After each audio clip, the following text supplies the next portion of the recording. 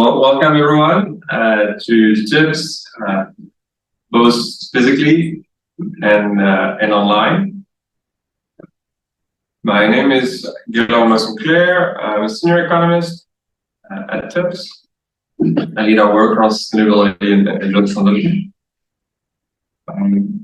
For those who may not know TIPS, in case you just saw some physical light or digital light and entered the room, we're an economic policy research institute, this is Pretoria, and we do economic policy research, capacity building, and events in support of economic development, social progress, and environmental sustainability.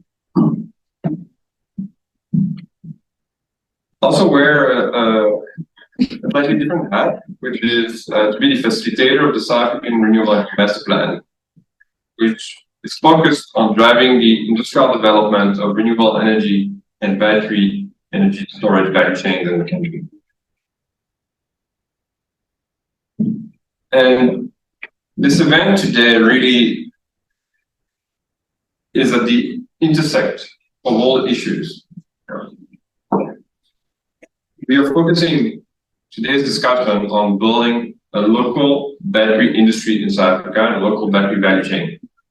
Across technologies, today we will be focusing specifically on what we consider domestically to be two most mature technologies for a variety of factors in terms of global demand, local capabilities, and just technological trends, which is the lithium-ion battery and its different chemistries, and vanadium redox flow batteries, or VRFB for short. It's certainly one of the objectives of the South African Renewable Energy Master Plan to foster the development of battery value chains across technologies, in addition, of course, to renewable energy technologies, solar and wind and others. If we look at the trend around batteries in the country,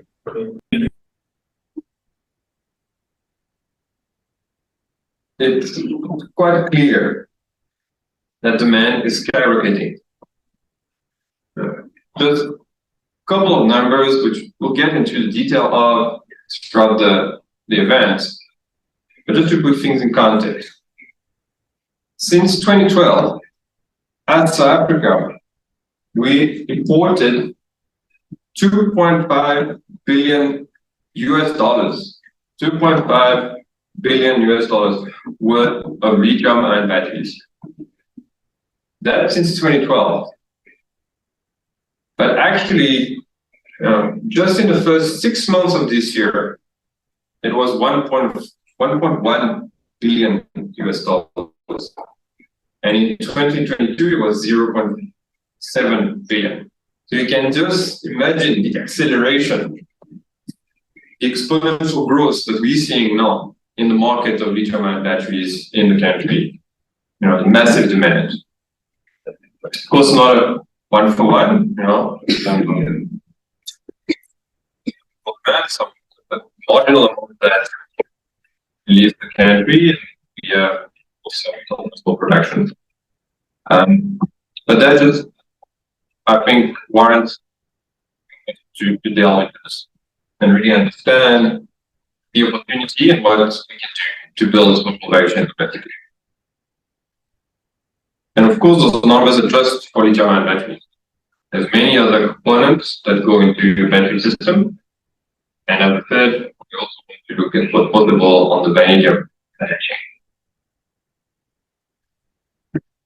So very excited today to have you. We've got a fantastic lineup ahead of us.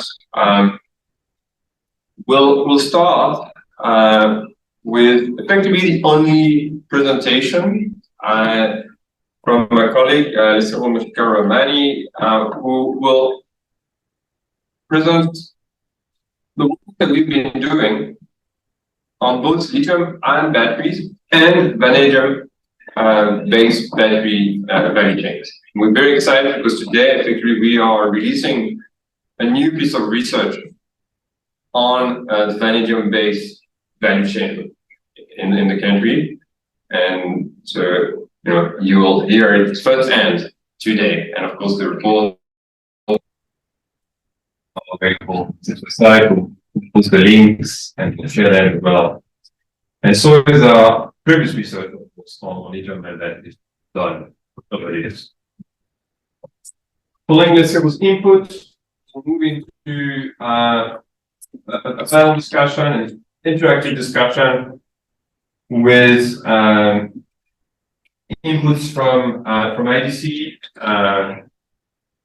Charlie Marley, and inputs from industry. Jan de Vries from Balancel, who is a local manufacturer of lithium-ion batteries in the country, as well as Mihai Nikomara from Bushveld Energy, company that is active in the vanadium value chain. Because we only have one today, we'll have really a lot of time for discussion. And so I'm really looking forward to discussion with you in the room, with you online, so that we can really start to get deep into the issues.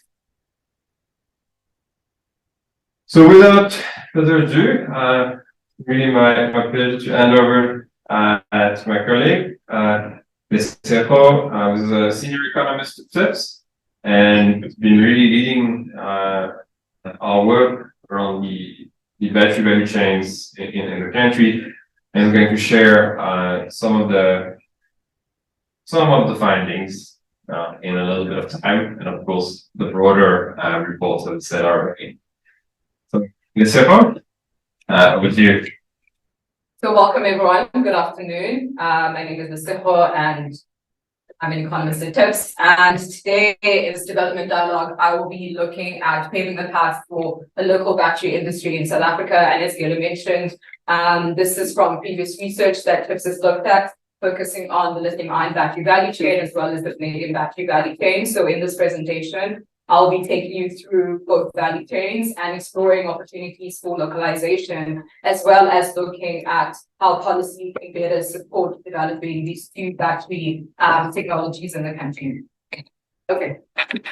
So I think it was important for us to look at why we're localizing battery production, because as I'm going to show you in some of the slides, we know that China is a leading country when it comes to the manufacturing of lithium-ion batteries. And so that warrants the question of, should South Africa be developing an industry? Can we be competitive? Do we have the right skills? And the answer to all of that is yes. And one of the reasons why it's important for us to localize battery production, specifically in South Africa, is because we're able to add value to local minerals. And in doing so, we're able to increase the domestic value add for South African minerals. And South Africa is well endowed in most of the battery minerals. And again, I will get into that in my next slide. And so localizing batteries also allows us to localize high value added activities, because battery value chains are high tech. Battery value chains are considered a high tech industry. And we're also able to strengthen our backward as well as forward linkages. For example, backward linkages when it comes to looking at investing in mining technologies as well as equipment. And it also allows us to increase revenue from export earnings. We're able to realize some of the potential savings that might come with lowering the domestic pricing of batteries, and also particularly for in the electric vehicle industry, we see that the co-location of the grouping together of OEMs and near battery suppliers is something that is very important, particularly for mitigating against supply chain risks, and also looking at, for example, decreasing lead times and also saving on transport costs. And also in South Africa, localizing batteries actually allows us to create economic opportunities as well as job creation in downstream industries. And building battery industry in South Africa also enables us to actually build on South Africa's battery expertise, because South Africa actually has a very well-established lead-acid battery industry, for example. And also we're able to meet local content requirements that are outlined in some of the state procurement programs, even though when we look at some of these programs, we see that local content requirements are quite low and they could be higher so that we actually have the manufacturing capabilities in the country. And another reason for localizing is to support local demand for storage and for EVs with potential for regional exports. So when we look at mining and beneficiation, so our study on lithium-ion batteries was primarily focused on South Africa, even though I think when we look at lithium-ion batteries and where minerals are, we know that the region plays a very important role in this value chain. But since the study was primarily focused on South Africa, we'll see that South Africa actually has most of the reserves as well as the minerals that are important when we're talking about battery minerals and battery value chains. And this is not only for the lithium-ion battery industry, but also for vanadium battery industry as well. And so South Africa has manganese, we have titanium, nickel, we have phosphate, we have cobalt, copper, as well as vanadium. And also when we look at the entire continent and especially the SADC region, we see that the SADC region and the continent actually has all the minerals that are used in battery manufacturing. And this is the anode, the cathode, the current collectors, all of these minerals are present in Africa. And I think it's also important, as I mentioned, that minerals are abundant on the continent. And so it becomes important for us to think about creating a regional value chain where we can actually leverage on activities that are happening in different countries when it comes to Africa realizing this opportunity. But I think something that's also important is that we see that on the continent, not all countries are, for example, in the same stage of development, with South Africa leading, but you also have some initiatives and some emerging projects across the continent, namely Morocco, as well as Zambia looking to beneficiate the copper, for example. And so I think it becomes really important for us to think about the region, to think about how do we coordinate and facilitate a roadmap that will allow us to benefit countries in the region and communicate with countries that are down this value chain in order to allow us to create a regional value chain and also a regional market, which is something that's very important, especially when we look at bigger factories.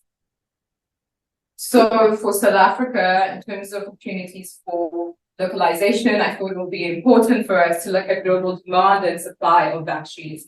And so when we look at lithium-ion batteries in particular, we see that the price of lithium-ion batteries has decreased significantly over the last 10 years, and it's decreased by at least between 70 to 80%.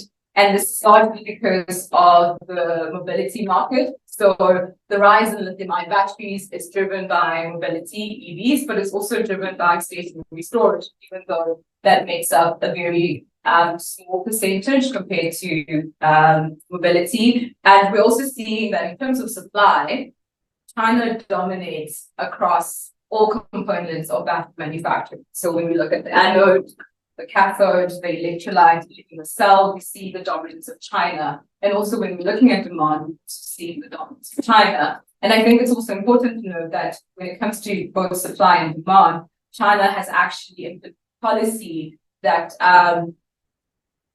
facilitate or have facilitated an increase in lithium-ion battery production as well as vanadium battery production, but also when it comes to demand as well, they have created policies that actually support the deployment of these battery technologies, and we see for lithium-ion batteries in vehicles, but also in the storage market as well.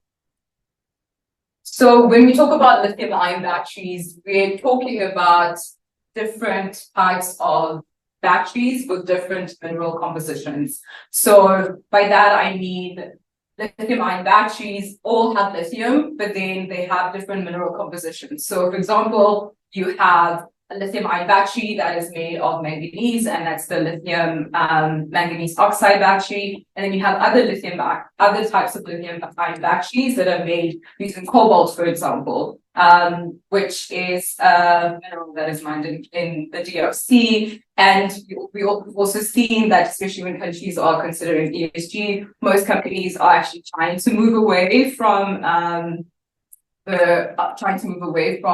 lithium-ion batteries with cobalt because of the human rights violations and ethical considerations that are associated with the mining of the mineral in the DRC. So that's an important consideration when we're looking at the future of some of these different lithium-ion battery types and which ones will become dominant in the future. And so in terms of the value chain for lithium-ion batteries, we see the raw materials, and they include the minerals that I spoke of, being cobalt, graphite, lithium, manganese, titanium, and all these minerals are present on the continent. And these minerals are then processed into the cathode, the anode, electrolyte, current collectors, and these are the components that go into the battery. And so we have other balance of plant components, such as the battery management system, and then you have the battery pack. And when we look at the retail market for these batteries, we see, again, the drive by electric vehicles, energy storage applications, as well as consumer electronics.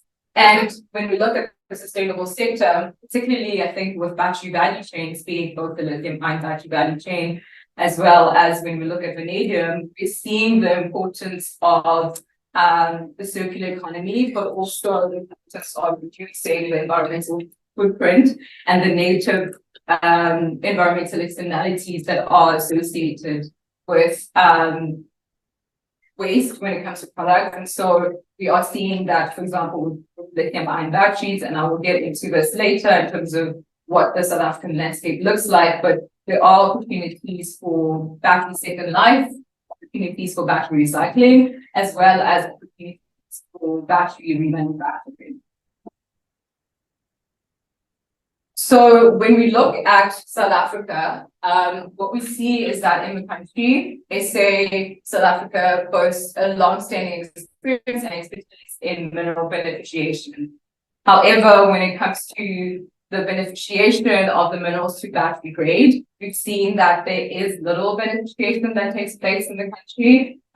So only manganese, aluminium, and nickel are refined to battery grade currently. And that's something that's very important because, again, when you look at the continent, for example, and even South Africa, you see copper, for example, being beneficiated, but it's actually not being beneficiated to battery grade. So ensuring that these minerals are beneficiated to battery grade is important for the lithium-ion industry.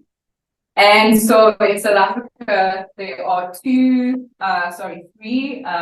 projects or initiatives that speak to the beneficiation of these minerals. And we have Manganese Mesa Company, which is a manganese company that is based in Nelspruit. And this is the only company outside of China that is actually the supplier of manganese metal, which is battery grade manganese. And that is a very, very big deal. And there's also the beneficiation of aluminium products to battery grade. So Hulamin in KZN, for example, supplies aluminium battery base plates for electric vehicles. And they were also developing the production of battery-grade current collectors. This was when we spoke to them 2 years or 3 years ago. But then they also mentioned that development of a facility for battery-grade current collectors is quite expensive, and it would cost, I think it was close to 50 million rands when we spoke to them. I'm not sure what that would be now. And so they were having challenges around actually commercializing that facility or the pilot testing that they were working on. And also, Hulamin was looking into investigating the production of rolled aluminium covers and aluminium ingredients for structural support in the battery pack.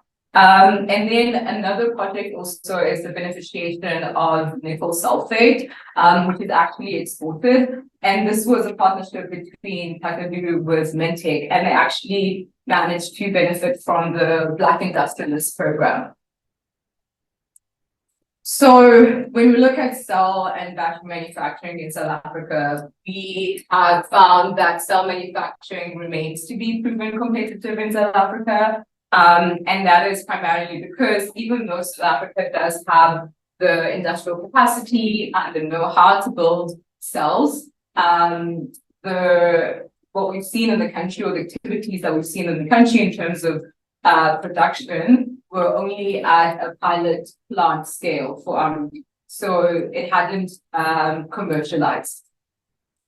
But there are companies that were looking into cell manufacturing prospects. So, for example, we looked into Mid-Air, and Mid-Air is a South African company that has a footprint globally, and they produce cells and other components that are part of the lithium-ion battery value chain, even though they're not producing for the South African market, but they do have the pilot prototype with the University of the Western Cape for lithium-ion battery production cells. And also there's Mega Million, who most people have heard of because they have expressed ambition to actually locally produce cells as well as batteries, but they're targeting the African market.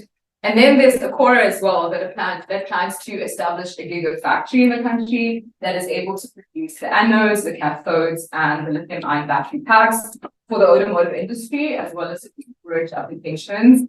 And what we're seeing when we look at battery manufacturing, for example, we see almost a different story. And as we'd like to call it, we see a vibrant industry, because in this industry in particular, we see that there are numerous firms in this industry that are using imported cells from East Asia in order to assemble them into battery packs. And one of the most impressive things about these firms is that, apart from most of them having been SMMEs, is that they have actually developed IP and expertise in manufacturing some specific components and parts for lithium-ion batteries. For example, the battery management system, and Balance Cell is one of the companies that do actually manufacture the balance management system. And another impressive thing about these companies as well is that most of them are assembling battery cells in the country, are actually also using or sourcing some of the components and some of the material from local suppliers. So that's very important, because that has a multiplier effect when you're looking at the benefit of this industry in South Africa. And we have some of the companies like Balance Cell, Mellowcabs, Fox, Nova, Solar MD, Freedom One, and these companies are competing in this space, and some of them have actually managed to be competitive, especially in these markets, looking at the refrigeration trucks, looking at wheeler utility vehicles, bus conversions, sector, for example. And another impressive thing about this industry is that these companies have managed to export batteries. So you have companies that are exporting to the African market, and you also have companies that are exporting to the US and the EU market, even though that comes with some challenges. And I hope that our lithium-ion battery manufacturer is going to find some of those challenges, because I think they're very important, because those are the bottlenecks that I think to look into when we think about growing this industry and making it a lot more competitive. Because when we're looking at battery manufacturing, scale is something that becomes important currently in most of these companies or in the industry. As I mentioned, that some of them are able to be competitive in niche markets. So it really becomes important for us to think about how do we support them to scale up, and so how do we support them in terms of being able to market their products outside of Africa and into other markets.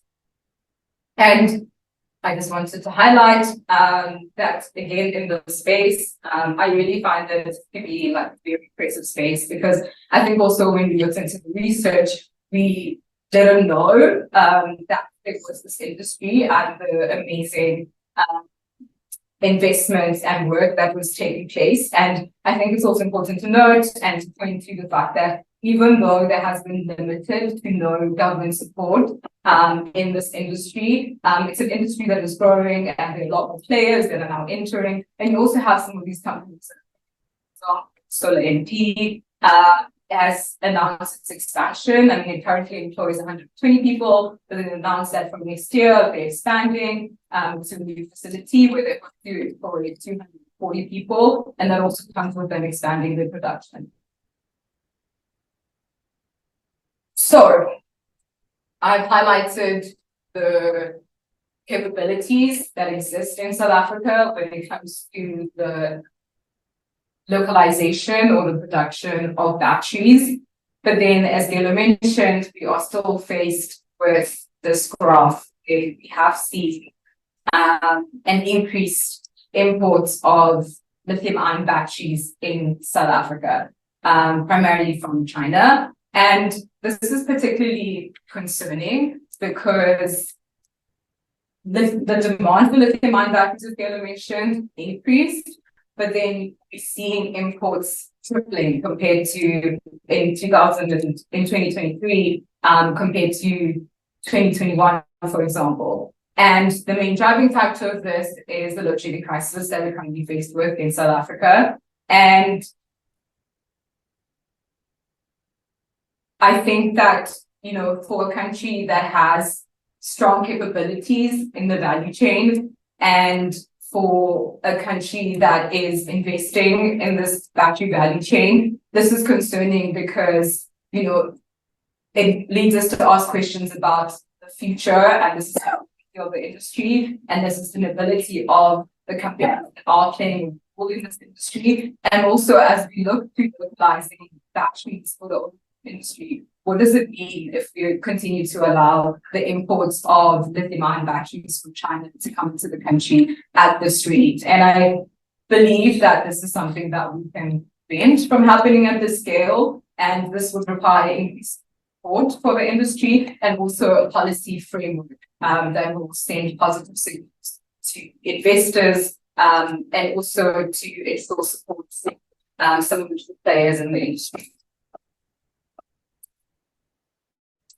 So now I'm going to move on to vanadium batteries. So as Gelo mentioned, we are launching our vanadium battery study today. And so in this presentation, I'm only going to touch on localization opportunities for vanadium. So looking at the supply side, but our study also explores the market development for vanadium batteries and what that looks like in South Africa. Also across the world, and also just highlighting the importance of this technology and what it could mean to the energy landscape, not only in South Africa, but again, globally.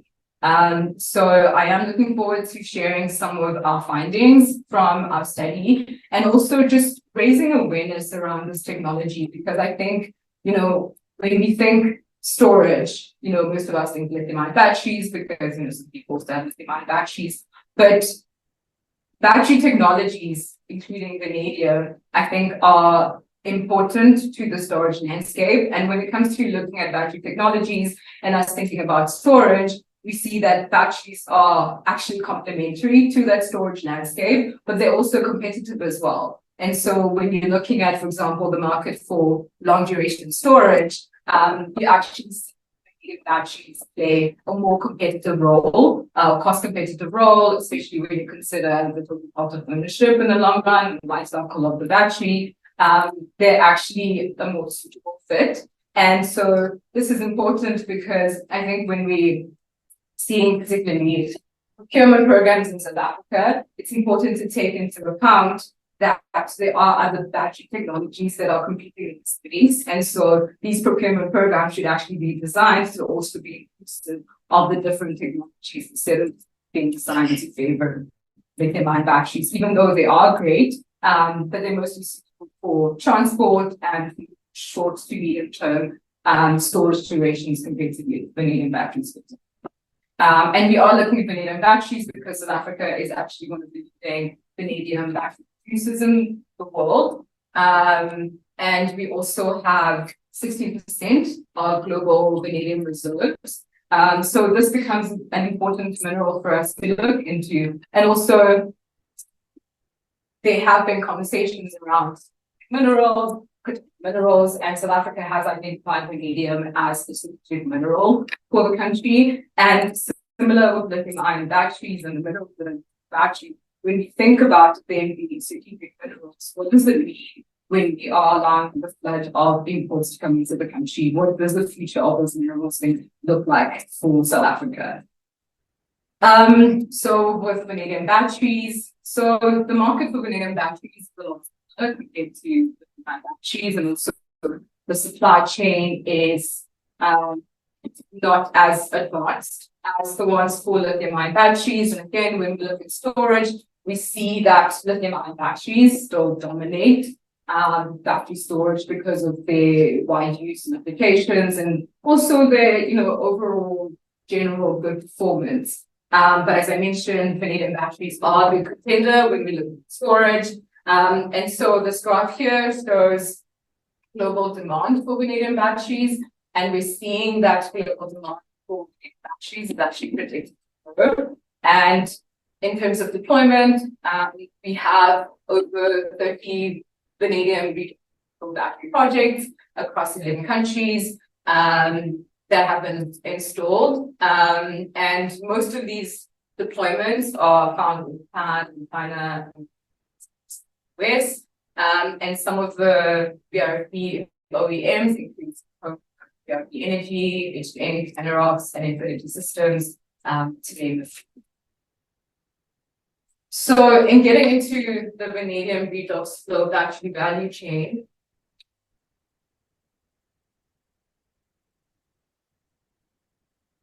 an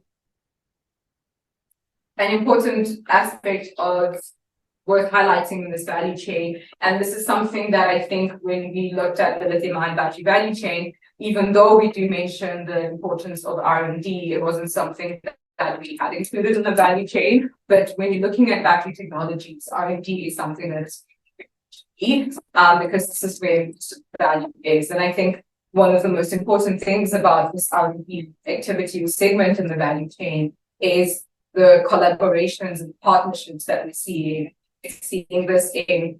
We saw this in South Africa, and I'll speak to the energy storage consortium in a bit. But we're also seeing it in this industry, in that when it comes to R&D, we have collaborations between stakeholders from industry to research councils, universities, and other institutions. And I think that's something that is really important, looking at developing R&D as well as skills, that we don't have to, one country or one company doesn't have to do it alone. It's important to look at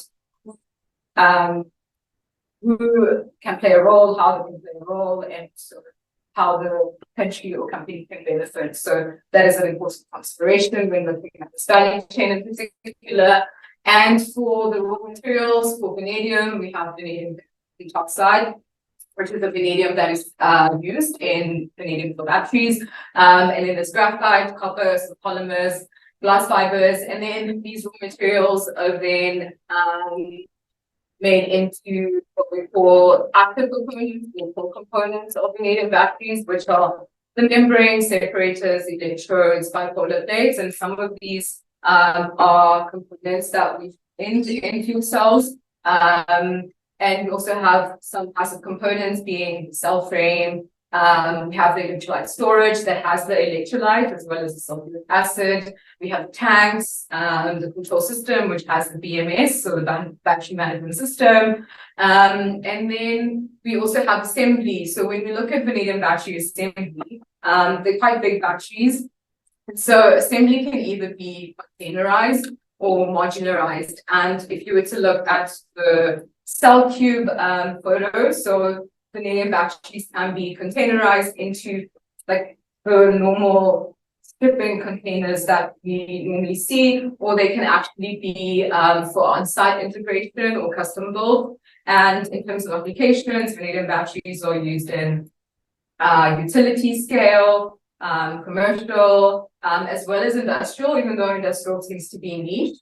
And also another important thing, as I mentioned, is the end life of batteries. And with vanadium batteries in particular, we're seeing that vanadium batteries can actually be recovered and they can be 100% reused, which is something that is very important because this also has implications for the cost of the batteries and the cost of the electrolyte, which is a very big factor when we're looking at vanadium batteries and their deployment. And I've also highlighted some of the potential utilization areas for vanadium batteries as well as components. And I'm going to get into this in more detail in the next slide.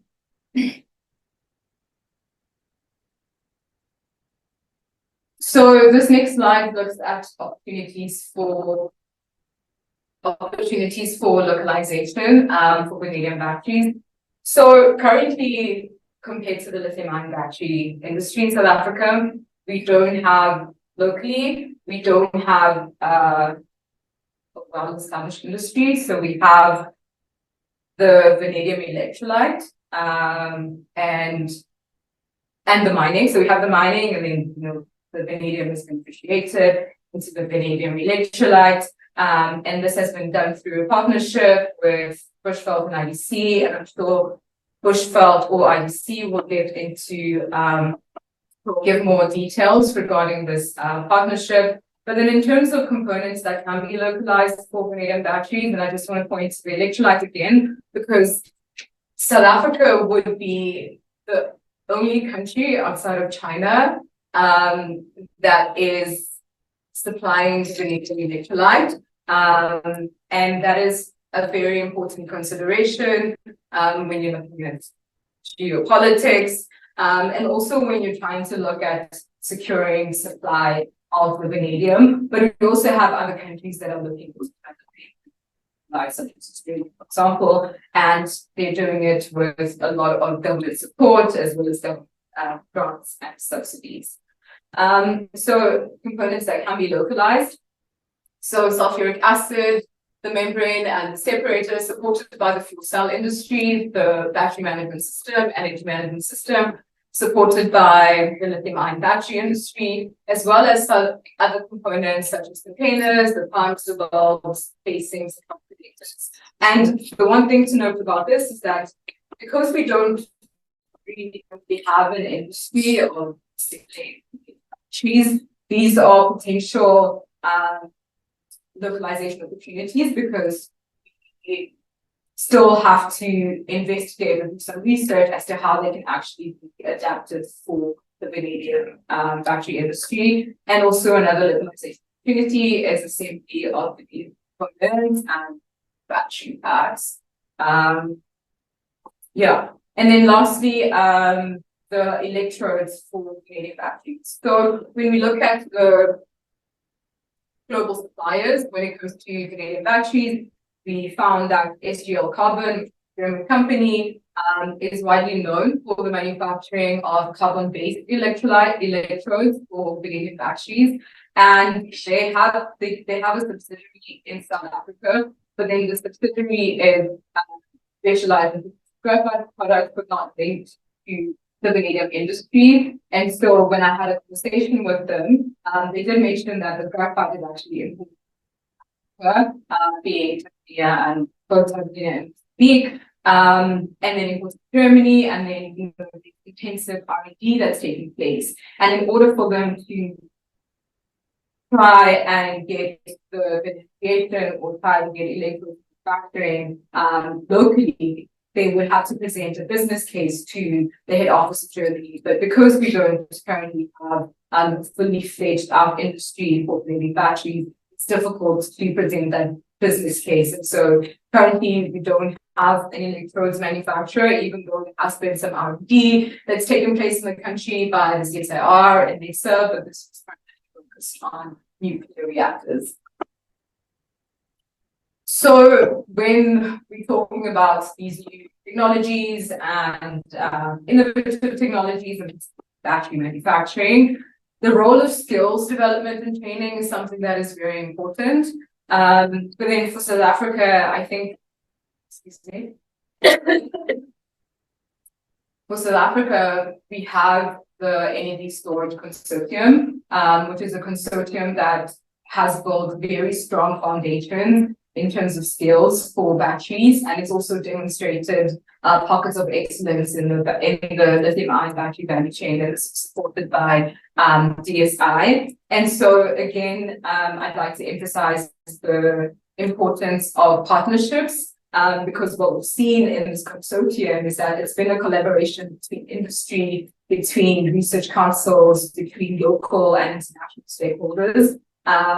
And that's how the industry has been able to enhance their skills and also expand on their own capabilities. And when we look at South Africa, even though we do have this very strong foundational skills, we compare to leading countries when it comes to lithium-ion battery manufacturing. China again, South Africa does lag behind.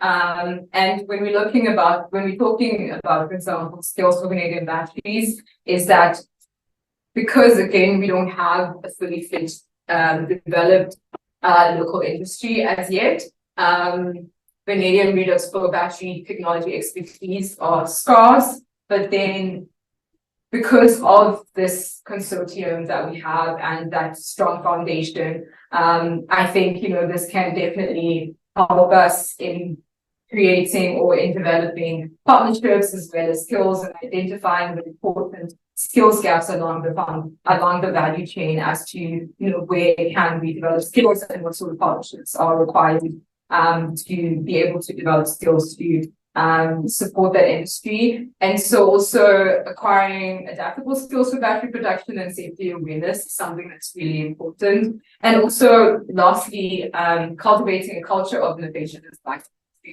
developing local expertise, even without immediate access to battery IP, some of the components. So back to the circular economy and batteries. And I thought it would be important to have a slide for this because, as I mentioned, when we look at battery value chain, it's really forced us to think about the circular economy and what waste management looks like for battery supply chains and battery value chains. And so for both for lithium-ion batteries, there is second life or second use batteries, and we have a South African company, Revolve, that is involved in that space. And so they import batteries from Asia that were previously used in electric vehicles, and then they use them for stationary storage market. So recycling and in some cases remanufacturing batteries are the key enablers for a circular economy. And we're also seeing that the recycling of batteries is considered one of the most effective ways for actually recovering and circulating the materials that are used in lithium-ion batteries. But then there are challenges in the recycling of lithium-ion batteries, such as challenges related to infrastructure, and also processes for lithium-ion batteries are still under development in some places. And there's also no technology available at the moment that can actually recover all the different materials that are used in lithium-ion batteries. So this makes it very difficult to recycle and to cost effectively do that, because it's also preventively quite an expensive process. And when we look at the recycling of batteries, we see that it's relatively easier to recycle compared to lithium-ion batteries. As I mentioned, that the electrolyte can be a So this is waste management relating to lithium-ion batteries. So apart from the difficulties that that I mentioned when it comes to the recycling of lithium-ion batteries, what we're finding or what we're seeing now in South Africa is that South Africa does not have at present a recycling facility for lithium-ion batteries, but instead batteries are stockpiled and then shipped to Europe. And there are these two studies that have been done. I think one was 2011. Mintech also did a study that looked at the potential for South Africa to recycle batteries, but then volumes are always cited as a challenge, because in order to have a business case for the recycling of lithium-ion batteries, you need to be recycling about 500 tons a year, and currently South Africa in 2019 only recycled between 6 tons batteries. But then, so the country does have expertise in processing and recovery, but then, the economic viability of a possible plant is unknown at this point. And I'd like to point out that UWC, well, despite that, UWC is actually running a recycling battery plant, and Lesotho from Gwenda is here, and she can tell us all about it if anyone's interested after the DP. But they're running a recycling plant, and they're working with UWC to recycle lithium-ion batteries in order to be able to cover cobalt, nickel, and manganese. And this is through setting up a demonstration plant. And they also have patents that have been filed, and the company is also working on expanding this to scale.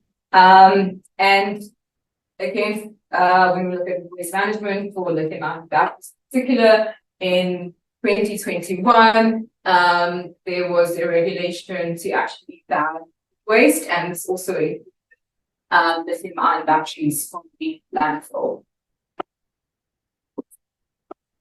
So, so now we've looked at the localization potential and opportunities that exist for South Africa when it comes to these two battery technologies, being lithium-ion batteries and vanadium batteries. And now it's important for us to look at a mix of policy measures that can be used to actually support these, support the establishment of a local battery industry in South Africa, supporting lithium-ion batteries as well as lithium batteries. So when we look at mineral refining, access to modern infrastructure and mining technologies in particular is something that's important, and investment support through both financial and non-financial assistance, as well as R&D and skill development support, is important when we're looking at mineral refining. And when considering a mineral beneficiation policy, there are two approaches that can be used. One is the approach that looks at a bottom-up approach that looks at implementing an export tax.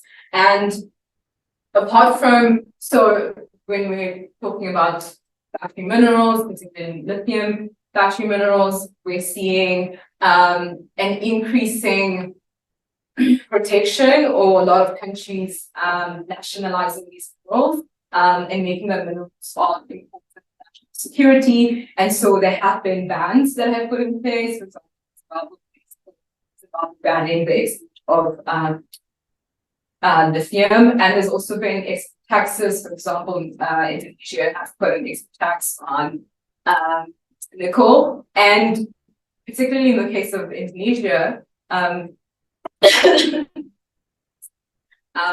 that has been successful. So the policy instrument has actually been able to attract investment into the country, and now you have OEMs that are setting up production in the country because of this approach that they've taken. And then another approach that could be looked at is the South Africa's automotive policy, and localization is also an approach that could be worked, and using localization requirements to actually support the mining and beneficiation of some of these minerals.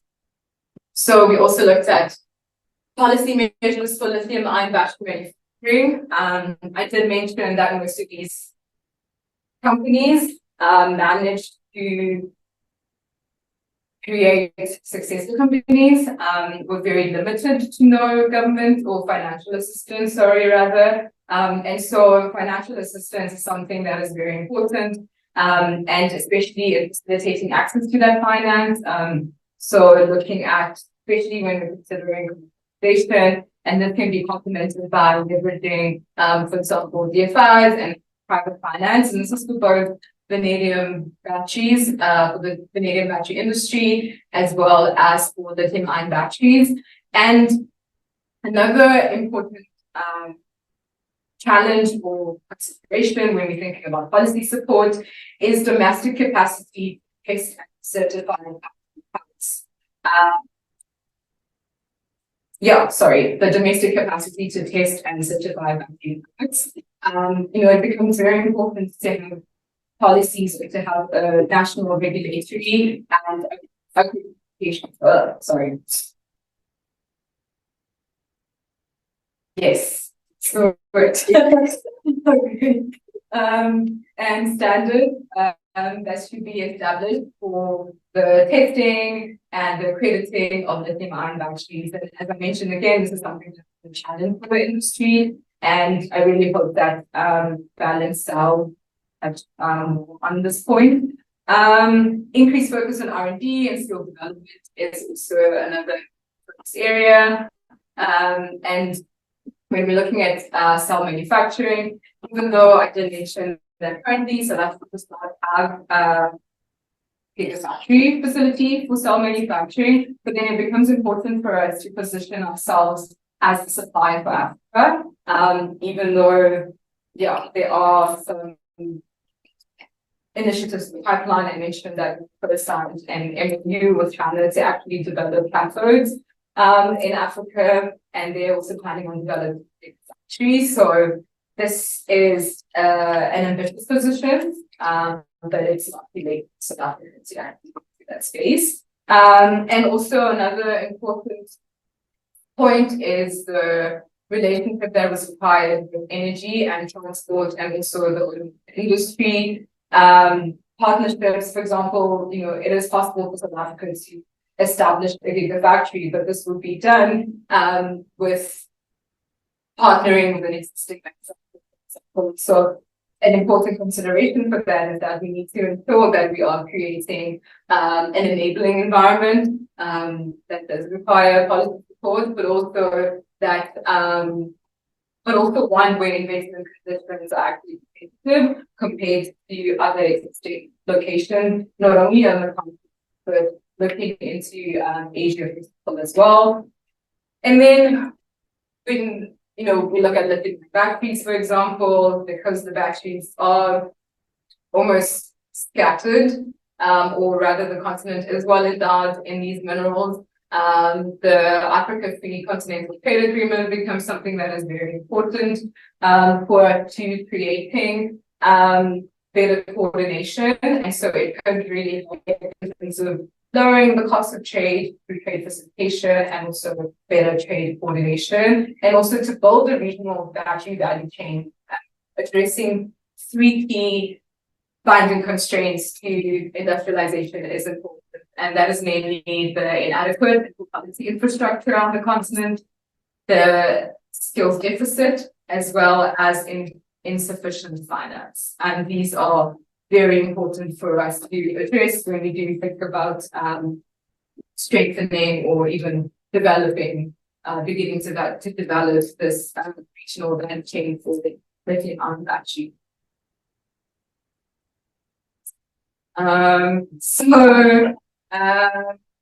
Looking at this first for vanadium batteries. So vanadium batteries are mostly for the storage market, across various, being used for various applications.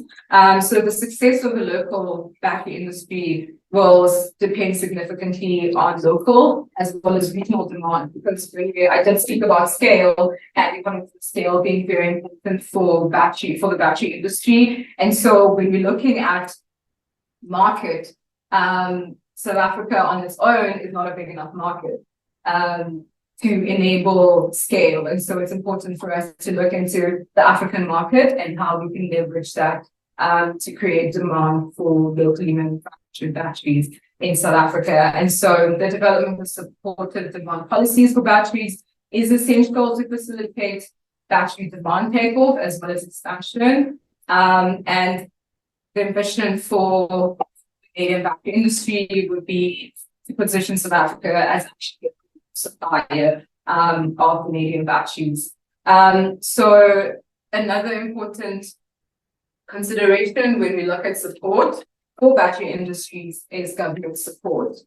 This is very important, particularly in the assurance in long-term policy objectives for batteries, especially also when you look at vanadium batteries, because there are a lot of uncertainties and investment risks that are associated with the technology because of some of the challenges that I mentioned, but some of the challenges that we can get into. And so given these uncertainties that are brought by battery technologies, policy frameworks should have a level of flexibility to respond to changing conditions, such as evolving environmental skills evaluations, emerging technological options, as well as fluctuating prices. And when we're looking at vanadium battery manufacturing, securing funding is very important in technology access and expertise, while also fostering partnerships between local and international players. And also we could look into leveraging on existing policies and programs, including the ACZ policy, including the MSTEP policy, as well as the 10 allowance incentive. And also this is applicable to both vanadium batteries as well as lithium-ion batteries, but we could also look at considering other classification of the Just Energy Transition Partnership funding for battery energy. So last slide, to conclude. So the investigation into South Africa's value chain showed us that South Africa does have a vibrant battery industry, even though not all stages are competitive or at the same level of development. And so it's important for us to identify where South African industries are or could be competitive. And when we do look at the value chain, we see that beyond mining, there are two pathways that we could look into. And these are pathways that would be ready for scale, and that is the manufacturing or the assembly of the batteries, and also the mineral refining and beneficiation. And we've identified that cell manufacturing and recycling could actually be explored in the medium to long run, provided that they actually be competitive and be sustainable. And then for vanadium redoubtable batteries, financial assistance is very important, coupled with DFI and financing, and this can boost access to funds for developing a vanadium slow battery value chain in the country. And also the manufacturing of vanadium balanced plant components as well as battery assembly is something that can be easily localized in South Africa.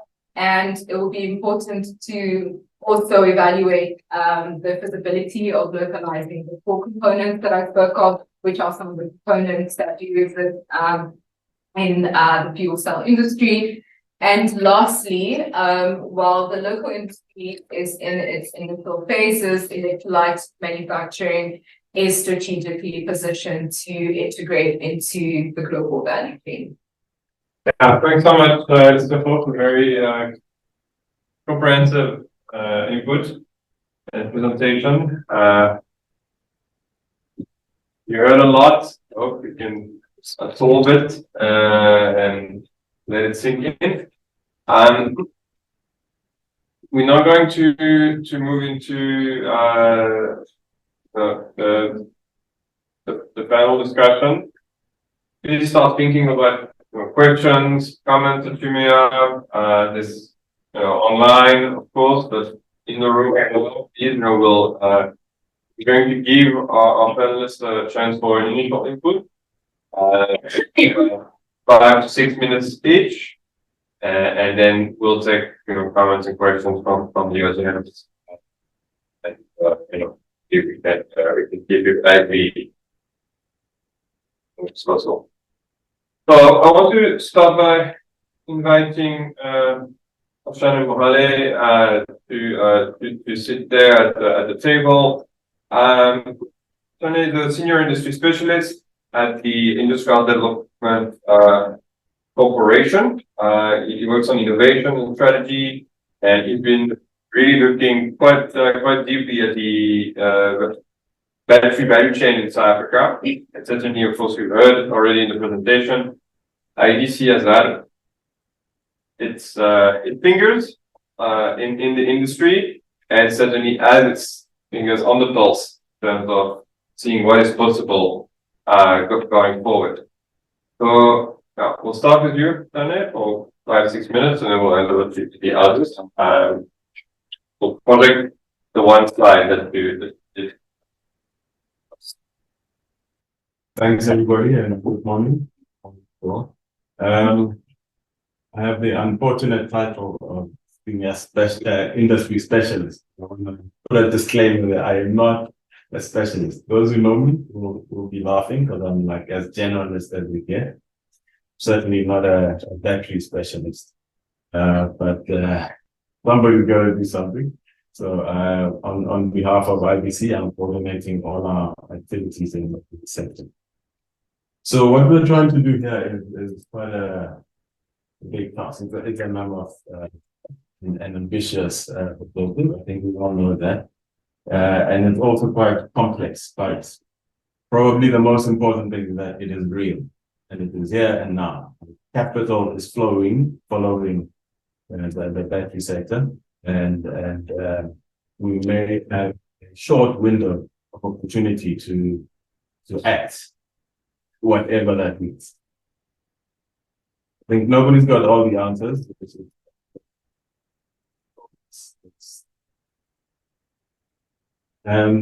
So I think maybe the first thing that is a challenge for everybody is the question of demand. Nobody's got a crystal ball, but I would suggest that if we don't move past that, then we're never going to move. So we've got to be comfortable in working with the uncertainty of what we do know is that the global demand is there, it's massive, and it's sustainable. And that's probably what we've got to keep our eye on. The second thing is maybe we need to try and simplify it. So from our perspective, I think chunking it up into segments, maybe industry, probably makes the easiest sense for me. So we're going to go clockwise on the boxes. So upstream, I think obviously that'll be led by what we have, right? The resources we have. And that is a regional play, not a South Africa only play. And the strategy there would be to just develop downstream as far as possible. Sounds like an obvious thing, but we have a lot of issues to solve for them. We've lost a lot of our smelting capacity. We've got energy issues now. We've got infrastructure challenges, even regional logistics need some solutions. And IDC is making a few, maybe a lot of investments here and there, and we're keeping tabs on securing some rights for us to divert into beneficiation or manufacturing facilities in the country.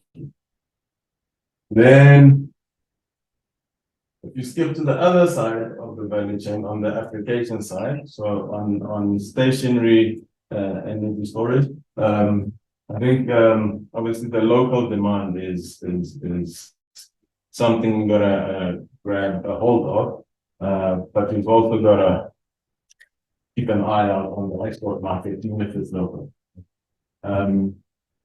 Incentives and the support packages are critical, and the way we manage our IPPs, and of course technology transfer. We need to, get in there ourselves, do our own R&D in partnership with others. But the biggest opportunity, I think, that the stationary market presents, right? And there's debate about how sustainable that volume is. Right?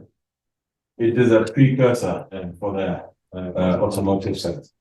we can use that to prepare for the automotive sector. For instance, most of our electricians are trained on alternating current high voltage. AC, DC, low voltage. Slightly different. We need that for stationary. We're going to need that for the automotive sector. Testing and certification of product, etc.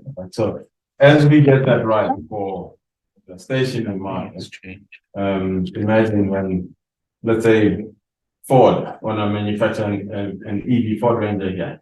If we don't have that infrastructure, that decision goes elsewhere, Thailand or wherever. Then a year later, BMW i3, still same issues. Then that decision go, none of them are going to try and build this by themselves. So we've got to do some of that work to make it a little bit easier for our. Then down on the automotive side, then obviously we've got a lot of policy issues. This is critical mass for any battery value chain. And if you can't capture the automotive volume, then we're not going to hit the economies of scale. There's a lot of questions about what is the plan, the volume that are going to be produced locally for our local market and for the export market. And our strategy there is to look if we can support the backward integration into the sector. So hopefully we can support assembly, but feed upstream into pack assembly to module assembly. And then the big one, cell manufacturing. As I said, that's probably the biggest, the most ambitious leg, but it is critical in that it helps us connect the whole value chain, right? A simple strategy there might be, first we've got to innovate.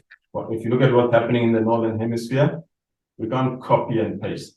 They have the option of just selecting a site and put in 40 gigawatts of one product. Another site, 40 gigawatts of LFP or whatever it is. We don't have that luxury. So we've got to do our own innovation. And I believe the innovation has to be not only technical, but around business models, right? And around maybe a factory or etc.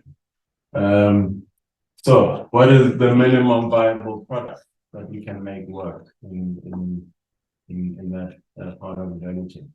4 gigawatt hour or 10 gigawatt hour, I don't know. What will it cost? 10 billion rand. Can South Africa afford that? I would suggest yes. Can we afford to risk it as well? I believe yes. Maybe I shouldn't say this officially.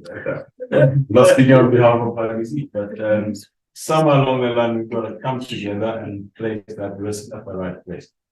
There are very few people that will be in a position to take it all the collective. Our tactic there is obviously to go in with partners. SEP for me is strategic equity partners, internal language, but that includes technical as well. And then probably need to start with an export market in mind. A lot of support that as well. And the big question we keep getting asked by cell manufacturing OEMs is, what about the supply chain? So we've got to solve for things. So the key thing here is to develop these segments in a way that is independent of other segmental development. Right? There are so many moving parts here that I don't think we should aim to have one strategy to develop the whole value chain. And there's multiple industries, and any of them can be given support irrespective of what is happening in the other. So for instance, even if you develop commodities for export, there's a global market for that. So yeah, not sure, maybe I missed a couple of things, but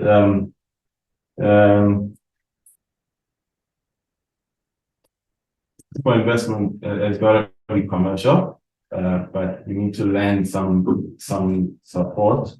And support has got to be sustainable and it's got to be competitive, particularly for looking. some kind of a government-to-government competition. Not Emmanuel Macron, they're signing agreements for factory in France with the Taiwanese people who play that game. And we're gonna move a speech. Yeah, you have come. Sorry, I'm not at liberty to display the projects that IDC is working on. Spreadsheet of 39 of them at varying stages. So some are projects, some are investments, deal pipeline, and call some initiatives, etc. So we are already active in everything that will include some manufacturing product pipeline, right? So it's not an impossible. It's not such a long shot. It's hard work. There's a lot to be done. A lot of stars must align, but it's quite possible, and we have to go for it. Thank you. Cool. Thank you. From the IEC perspective. We're gonna hand over now to Ian de Vries, who is online. Ian is the CEO and CTO of Balancel, as I indicated in introduction, an existing manufacturer of lithium-ion batteries in South Africa, and really, I think one of the leading companies in the space in the country, and one of the pioneers. Ian has been leading these efforts, really, and we're really, fortunate to have him with us. So, Ian, you can also just share some thoughts, journey, 2 days, lithium-ion batteries, I guess, in South Africa, but it's also important to have, I think, the output, what Park is looking at, like going forward, for your company, but I think more so from the African perspective. So, Ian, over to you. Thank you, Gaylor. I'm going to just speak to the little section in Lescocho's presentation on the policy of battery manufacturing. Obviously, I'm incentivized that way, but I do have a bigger picture. So, just as a brief history, I've been involved in battery research, battery management systems for 22 years, and including the dual electric car. We have members of our companies who designed the battery for that. And just talking to policies on batteries and what policies could support the local battery manufacturing industry. So to give you a bigger picture on time and a perspective, 50 years ago, Bell Laboratories published a paper, a big one, on how to make lead acid batteries last 30 years. And unfortunately, that's not the economic reality. The industry was essentially in a race to the bottom, and it was a replacement type business. It became a replacement type business. In fact, I met multiple manufacturers that said they made batteries to last 2 years. And to actually really add value in the solar battery world, and to us as a consumer, as a business, as a country, you need to have, you need your cost of capital, but you also need it to last. And I'm seeing this picture happening in the lithium market right now. It's rapidly becoming a commodity and a race to the bottom. And in fact, the prices have now just reached price parity with lead acid. So you can buy, as ballpark figures, you can already buy the raw cells approaching $100 a kilowatt hour, and a full system at $200 a kilowatt hour. And I get inundated every day with cheaper finished battery goods of Chinese manufacturers in particular, trying to sell us cheap batteries. And you know, of the imported lithium batteries and lithium cells, there are 4 fairly large manufacturers in South Africa that will import the raw cells and turn them into batteries. We think that's 20% of the market. The other 80% is fully manufactured batteries. And as a ballpark, half of that is a cell cost, so the other half could be local value add. So how do we stop this becoming a commodity and a race to the bottom? And as a consumer, what recourse do you have or as a business, if your battery lasts 2 years instead of the warranty 10? So what we're requesting as a policy is one that standards are essential and they have to be tested locally, because you can't just label something that says it's CE approved, it's this approved. We need some sort of central forum that you can give feedback on quality, on feedback on warranties. You need an ombudsman to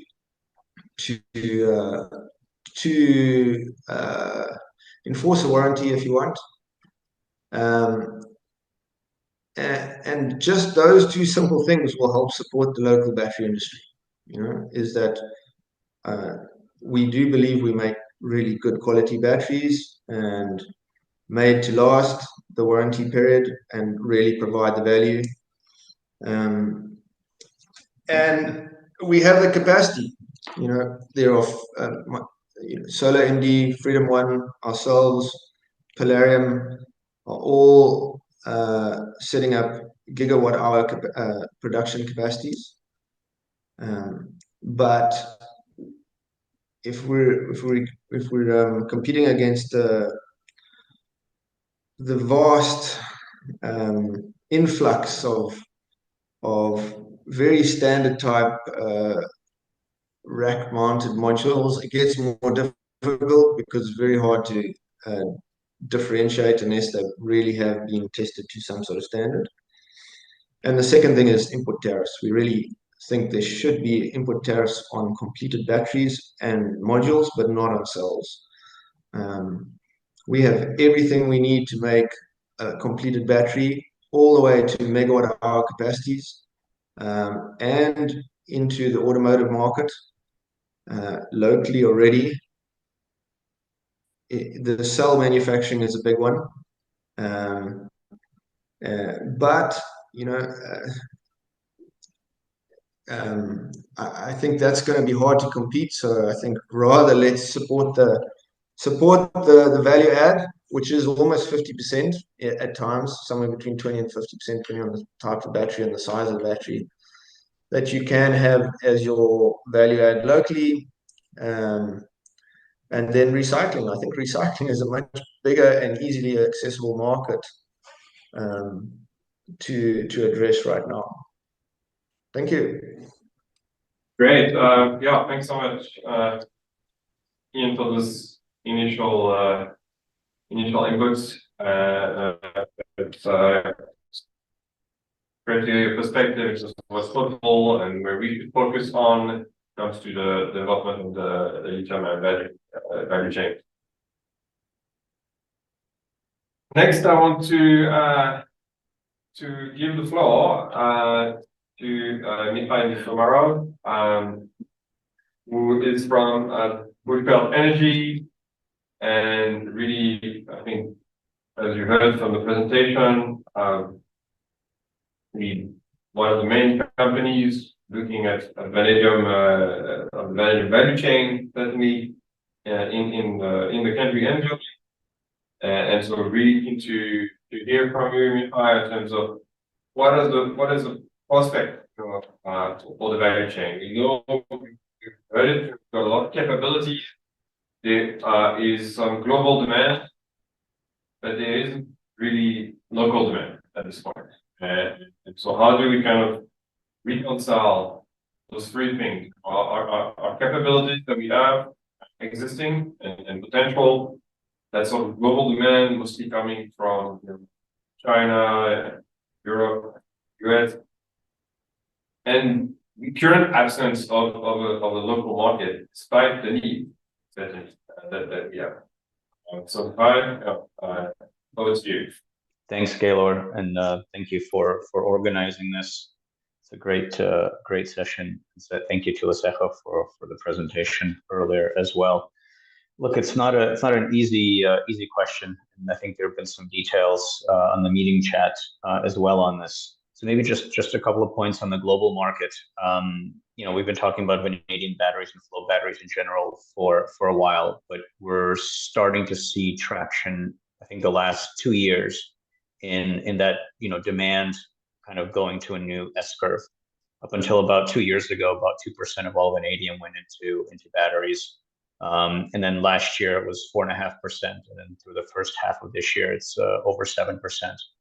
China's driving that. About 85% of all kind of the vanadium batteries are happening in China, but the non-Chinese growth is quite significant. So I think that it is a more nascent technology, but it's probably where lithium was, or lithium batteries were half a decade ago. So I think there's still an opportunity to enter that supply chain because it's not yet that mature, but it is starting to mature, and really the window is quite short for South Africa to do something. The huge advantage we have, I think, which was discussed, is the geology. We've got the vanadium in the ground. We've got the highest quality reserves, so primary vanadium mining can really only be done in South Africa and Brazil, and the size of the reserves in Brazil are quite small. So if we think about the success of this technology globally, if it succeeds, there's going to be a lot more vanadium demand, which will mean more mining and more processing in South Africa. And unlike the lithium supply chain, the capital intensive aspect actually happens on the upstream bit. So it is the processing of going from ore to vanadium oxide that requires a lot of capital, and where there'd be a lot of investment in South Africa. So, from our perspective, I think, doing things on the midstream, less capital intensive, and then downstream, there's obviously a lot of synergies with other technologies. But we have the skills from the mining side, we have the skills from the metallurgical side, so we can take those and apply them in the midstream and electrolyte manufacturing, and I think also in battery manufacturing. And I think the market in South Africa is actually quite large. We've got 2.3 gigawatts of utility procurement that's in process right now between Eskom, the risk mitigation round, and the 2 IPP office rounds for battery storage. The residential market is huge. You talked about it, but I think putting into context globally, we've got the fastest growing residential market for batteries, whereas on a global level, it's actually decreasing compared to last year in residential storage. And I don't know where we are, whether we're number 3 or number 5, but South Africa is a huge market for storage globally. It just is not talked about because it's fairly recent that this has all happened.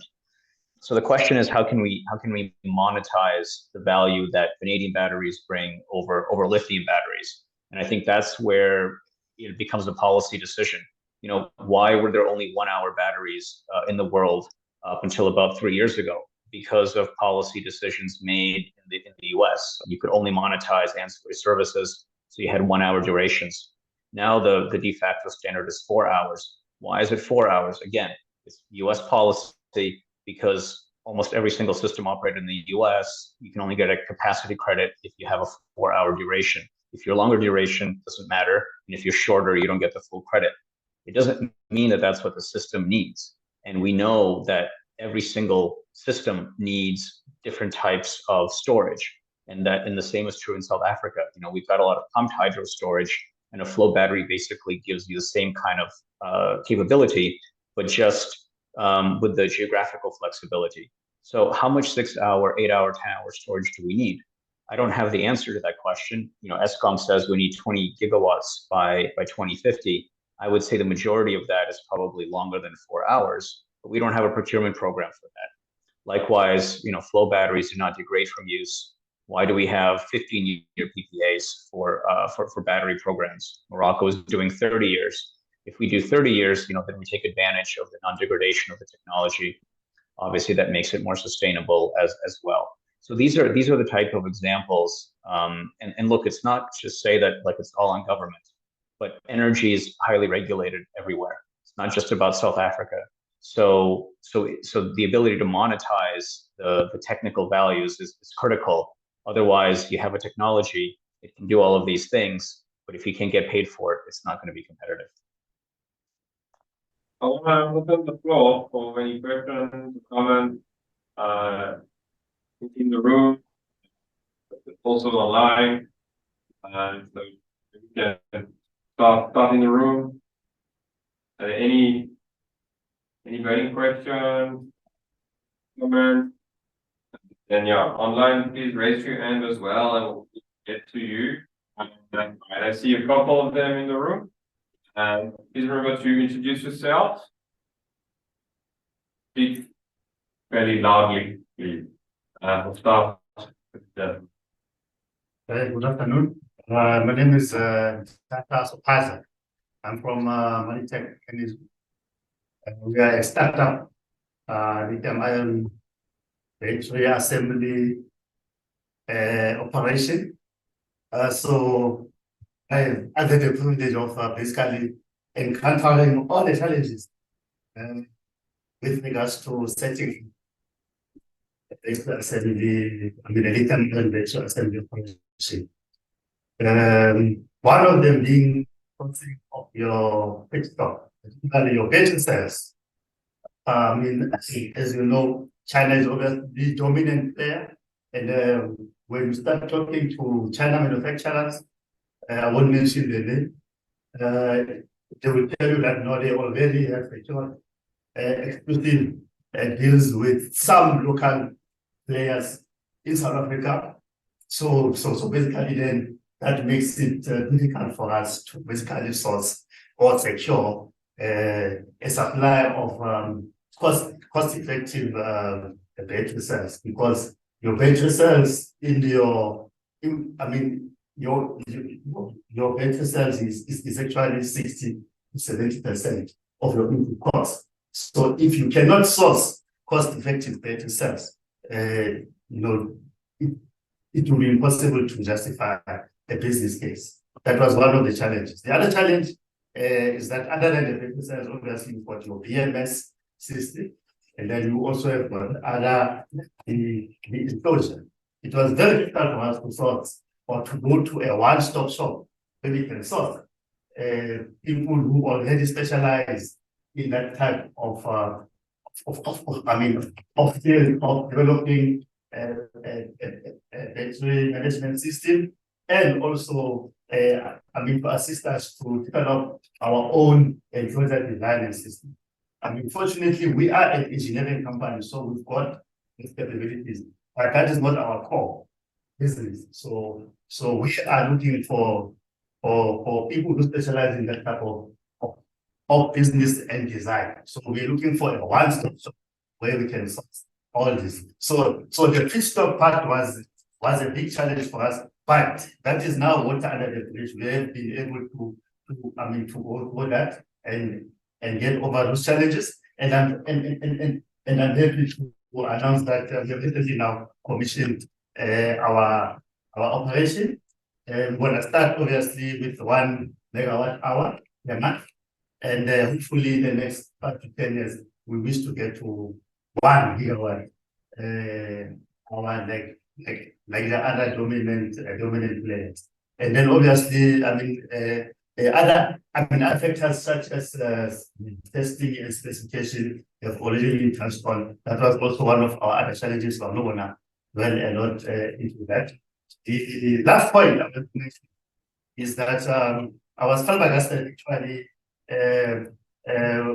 recently the National Treasury government announced they call it energy bounce back scheme, where they were planning to roll out about 1 gigawatt of solar, both for households and obviously commercial industries. And when I went through that document, I was flabbergasted to realize that there was no requirement for localization there. And when you, I mean, I made inquiries to National Treasury to say, why is this the case? They said, no, the preferential procurement thing has been done away with. But then, I mean, that is fine. But then, I mean, how then can you not include a threshold on localization for and small, so those are the things seriously that needs to be looked at, to ensure that there is some level of protectionism for local organizations. Especially, I mean, as far as meeting the local demand, as we all know, with China product, so we need to ensure, for instance, that we encourage touching ourselves. We measures that encourage local manufacturers to go into this big opportunity for the experience. Thank you very much. Covered us. Working journey, I think that's the goal. Ian, right, introduce yourself as well. Thanks, Dale. My name is Ian Stewart. I work for TIPS. So I've got one observation and two questions.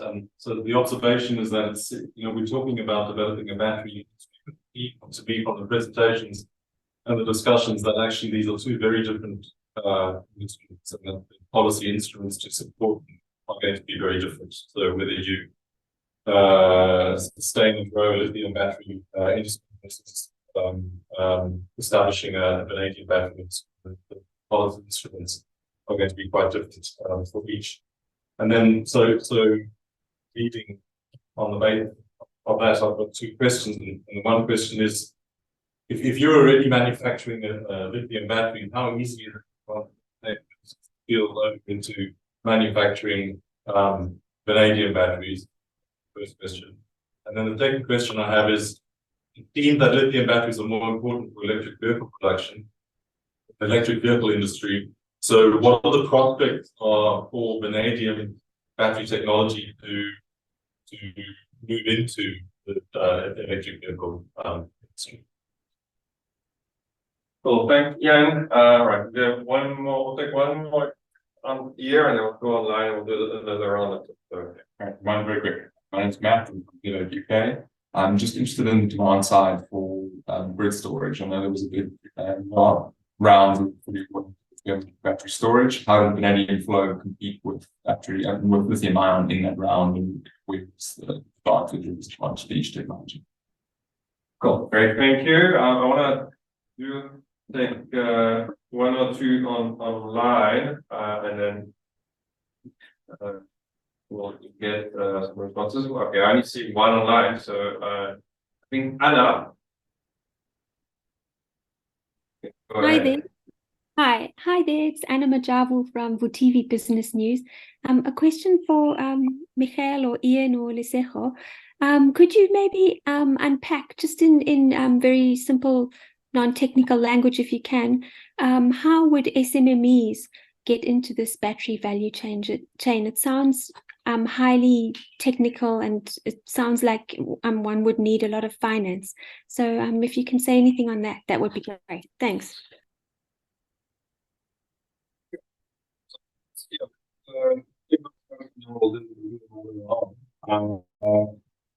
Okay, we can go in the reverse order. When you hire, get to start. Okay, I'll try to touch some of these. So in terms of so vanadium batteries are primarily going to be used for stationary storage. So flow batteries are not going to be used for electric vehicles. I think the only opportunity to use vanadium in electric vehicles is that there's some R&D efforts to have vanadium as either a substitute for a cathode or an anode. Now, none of that research is happening in South Africa, so that I think might be an opportunity.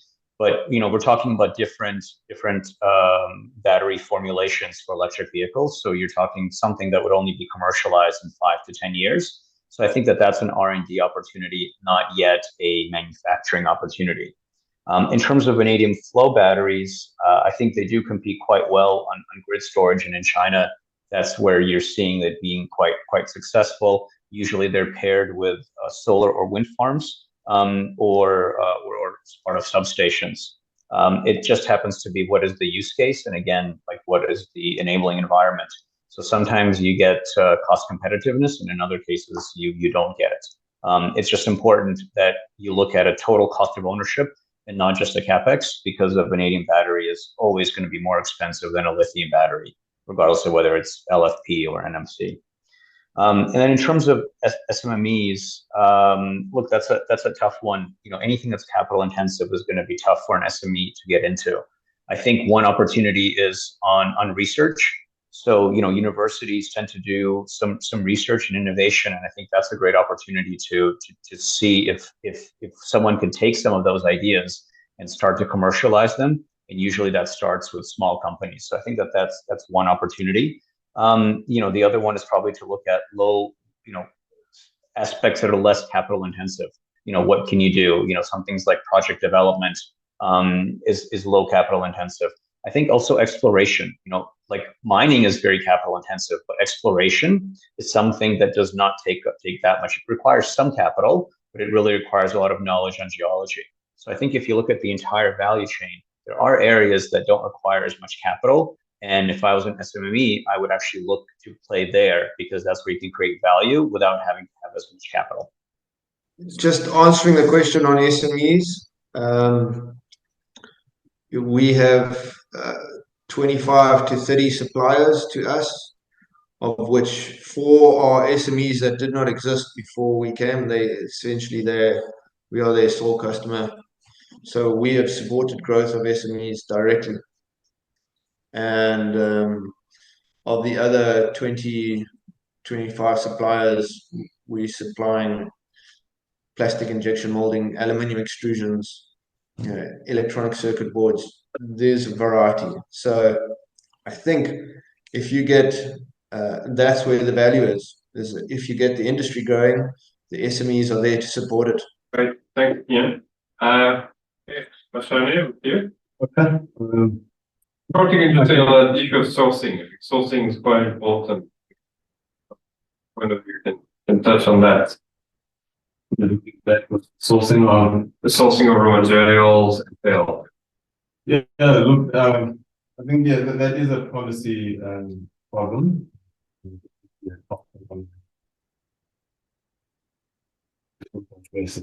It affects quite a few industries and that, and there are a few issues, a few bottlenecks in that process right now. Not to comment on, but I think we need to assist startups wherever possible, but we haven't been involved in that issue lately. But yeah, it does affect everyone. I think when for other purposes, we're trying to secure or at least establish relationships with cell manufacturers in China.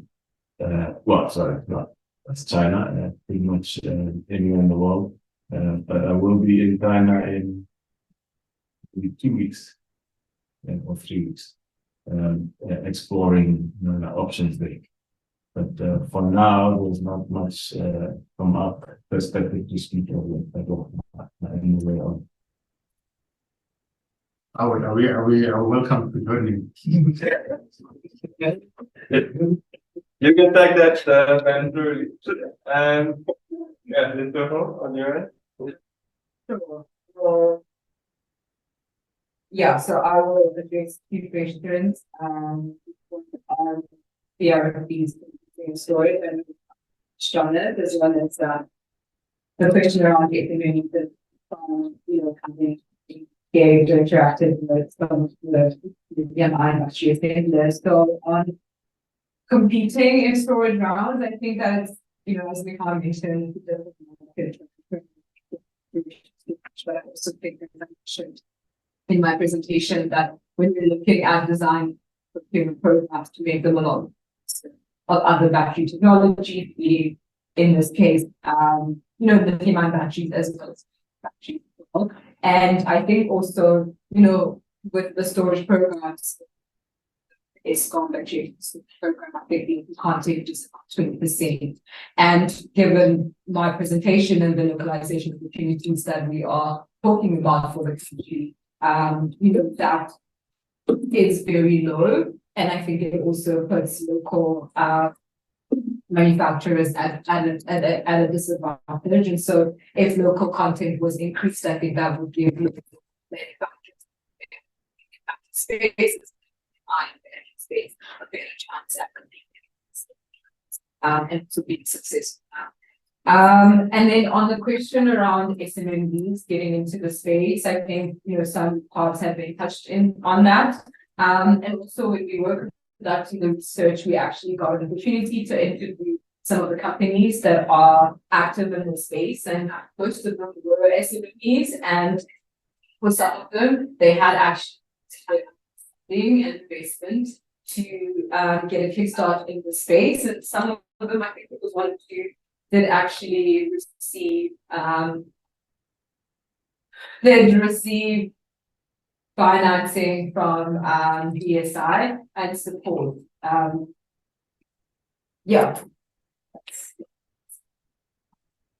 Cool. Thanks, Joseph. I think we got time for a couple more questions. There's a couple of hands here in the room, so start at the back. Afternoon, my name is Richard Good. I'm an independent. Perhaps the question on the BESS program was already answered, but it didn't come through.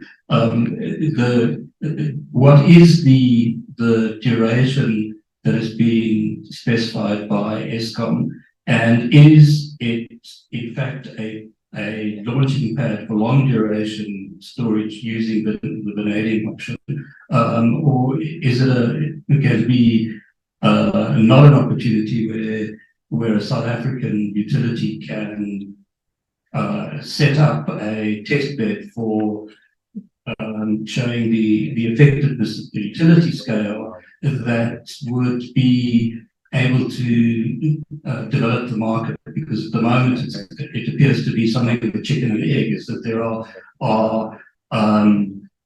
very few utility scale applications, and that the technology itself is only really viable or designed and suitable for long-term utility scale applications. And as a country, aren't we sort of missing this opportunity? Great, thank you. Thank you for those questions. I think there's the issue around support and intentionality of it, and particularly the financial support. And I think the broader question around the procurement, how influential is the procurement? Of course, you can dictate the terms of the kind of products that you want, and that would probably predetermine the kind of batteries that you'll get at the end of the day. And I think that's certainly core to ESCOM, but also to the energy storage IPP program. I don't see any hand online, so I'll add a couple of questions from my end as well, just for consideration. The first one is, we hear a lot of potential around regional integration in those value chains. We hear it because of the minerals. I'd like to get everyone's perspective on this.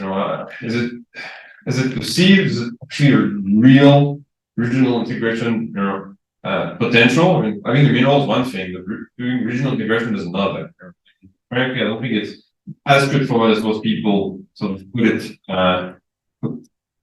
it forward. And the second thing is around the African market. How much of the market is it really? There is a need.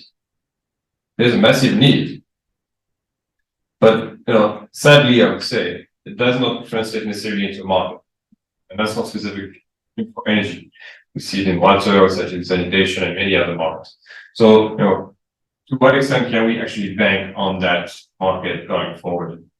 So just two additional questions to think about. Right, maybe we'll start with Sergio. Thank you, Taylor, for the question. I think I will start with addressing the question on demand in the region, and this comes from the research that I looked into when I was doing Vanadium, even though it didn't quite get into the report, otherwise it was going to be too long. But there are there's a lot of investment that is going into batteries in the region. So we're seeing this in the West African, I think it's the electricity pool. We're seeing projects in West Africa, in other parts of West Africa, North Africa as well, in the SADC region, where countries are looking into deploying renewable energy with the support of batteries, and particularly lithium-ion batteries for most of these projects. But we are hoping that there will be the demand for the medium batteries as well. But there are projects that are happening, and there is interest in batteries to be deployed in on the continent. And even though in some instances it's also, for example, I think it's Mali, they deployed a hybrid system with a solar and battery, and we're seeing other mines go into that as well as, for example, hospitals, but it hasn't really, I guess when you're thinking of it in terms of scale, it's not at a very large scale, but there is definitely potential for the African market. And I think with regional integration, I mean, it's a tough one because, yes, as I mentioned, we're looking at countries in the region that you have the materials, countries that are actually developing pipeline projects. South Africa is still very far ahead, but I think that can benefit maybe from some of the projects that are taking place. So, for example, with Morocco, I mean, there is this MOU that's been signed to produce cathodes, and I'm not sure what that looks like right now, but maybe that presents some sort of opportunity for South Africa to look into importing from that market. But also, I mean, I think in a dream world, we can also look into establishing a pilot plant facility in a chosen African country where we can see, what minerals can be refined in that country. So I think that there is opportunity, but there are many challenges and barriers which can make it hard for us to strengthen that battery regional value chain. But I think it's definitely something that we should try at if we face challenges. And if it doesn't work out, then we can say it doesn't work out. But I think Africa really, in terms of market as well as production, is important, given that other markets have been captured by Asia from China. Great. Yeah, thanks a lot. Let's do Patane. Just come here. Still issues. I think probably wanted to address integration. I think maybe integration is a strong word for now. And there's a lot of collaboration, talking, but we don't practically have anything to offer right now. I think there are some specifics happening, like in mind. We have discussed the concept of a virtual ethics in Zambia, processing. But until we actually have an agreement, government or industry to industry, we collaborate. One of the challenges is that we are a hell of a lot slower than our, let's call them competitors in the northern hemisphere. They're getting stuck, big techniques. So I think one of the asks the continent has been to say, let's be patient, but don't give everything away. Co-developing thing. But it's not very tangible. Thank you. I think we can go to Mihai next.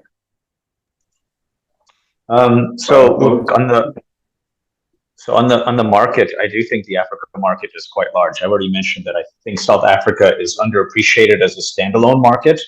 I think arguably it's probably a top 5 residential storage market and a utility storage market already. If you add the rest of the continent, that number only becomes bigger. I think just the use cases are different. For stationary storage, it's to time shift solar energy, and it is to support the power grids, which are weaker and they're radial compared to how grids are in Europe, for example. I also think that the kind of electric vehicles that are going to be demanded on the continent are going to be a bit different. I see a lot of two-wheelers, and so I think that's where the opportunity is. Does that mean different types of batteries that are needed?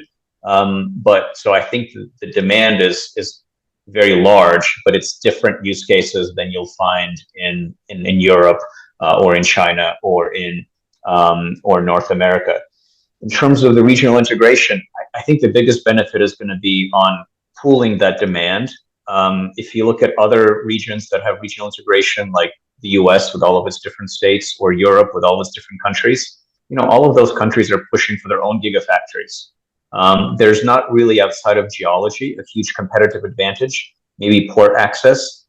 Everything else comes down to policy and tax credits and things like that. So I'm bullish on the market benefit of integration, but more bearish on the synergies along the supply chain. Great. Yeah, thank you, Mikhail. And then, Ian, you've got the last few words. If you could repeat the question for me. There were some questions around certainly about this financial support that's required and how intentional it needs to be. There were some questions around how the design of procurement actually influences the kind of opportunities that we can develop, particularly for let's say utility scale procurement. And then the one I added was around the potential for regional integration, or I think as we know, here it is the regional collaboration. And then the reality check maybe on the African market and how much we can rely on that, is it there's a need, but is it an actual market? So speak and choose, not to answer all of them, but just going backwards, the African market is bigger than we realize. In fact, all our big inquiries for megawatt hour have been from the African continent, Nigeria, Ghana, and we have an export opportunity to Europe as well on the industrial motive. So, yeah, I remember Africa doesn't have a grid, so price of, in particular, what the driving factors have been is price of crudes. Oil in Nigeria has gone up, Angola has gone up, and suddenly we get a massive inquiries. The other questions relating to procurement, can you just highlight that a bit? It was just to kind of how incremental is the procurement design. So, of course, if you're asking for particular features or characteristics, it's going to influence what kind of batteries is going to potentially win, I guess, the procurement. But I think in terms of balancing different technologies, it's important to think about that. Maybe in the same way we've been balancing it on the renewable energy side, having procurement for solar, for wind. Is there a need to maybe think a little bit more differently on the battery side as well? Yeah. Okay. I'm not going to comment. Sorry, because I'm not clear. I'm not clear on the question. Okay. All right, but I think that's fine. I mean, we've run out of time, and I think we're going to wrap up. I just want to really thank everyone for attending, both in person and online. We get special thanks to you and to Bernard and the circle for really for taking the time and really engaging with this topic. The reports are available on the TIPS website. They were shared on the online platform, and we will receive an email with the recording as well as the report in the next few days. But if you don't wait, they are on the TIPS report website already, so you can find them, or you can email TIPS, and we can chat up with you. I want to apologize for the technical issues. I think that something that one of those can go wrong, and instead it did. Hopefully you still managed to follow and engage, see in the discussion. So I think on those words, thank you very much again for attending. We look forward to seeing you for our next events. And those that are here in person, there's some refreshments at the back, and you're welcome to stay as long as you need to engage and thank you very much. All right.